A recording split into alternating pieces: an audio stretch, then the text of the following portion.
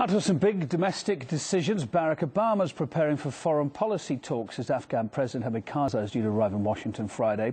The US military strategies in Afghanistan are topping the agenda. Let's find out what to expect. Cross Live now to Patricia Degennaro, adjunct professor of the Department of Politics at New York University. Hi there, Patricia. Morning. Karzai's visit comes days after Obama picked so-called pacifist Chuck Hagel as the Pentagon's chief. What does the Afghan president hope to achieve, then, do you think, here? Well, I think he probably hopes to achieve a few things. One is continued military support for the Afghan troops so they can maintain their own military or army, if you will. And the second is probably continued monetary support and some development efforts there.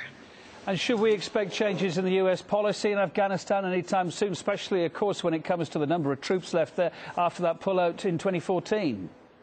I don't think so. You'll probably, it's quite up in the air right now, though. I mean, there's a lot of talk about not leaving any troops there at all. However, I don't think the U.S. can afford that, and neither can the region, because there's still quite a bit of violence going on there. So I think the president will probably leave some troops there for some time.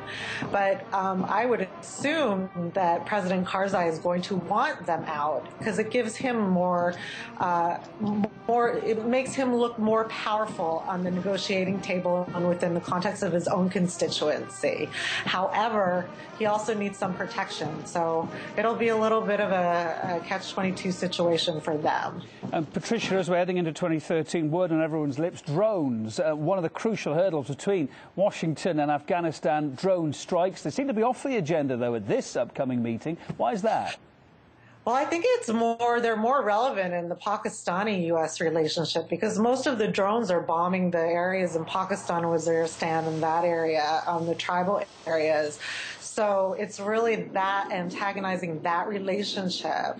It probably will come up because if President Karzai, in the back room, so to speak, because if President Karzai expects to get a more cooperative and stronger relationship with Pakistan instead of antagonistic, that's probably going to be one of the talking points that's going to help him win more support from Pakistan instead of supporting the Taliban so much. Well, Afghanistan-Taliban peace talks are on the agenda, but Karzai is also going to the US with a big military shopping list, including helicopters and other advanced equipment. What's he really up to, do you think?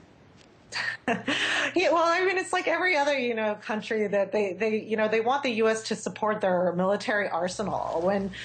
Really, the challenge is to get their economy working and to get a political structure or a civil society structure in place. So these are the challenges, and this is what's going to have to happen as far as that's concerned. Patricia, we'll let you go take that call. Thank you for... I apologize for that. It happens. Patricia Degennaro, thanks very much for being on the programme tonight.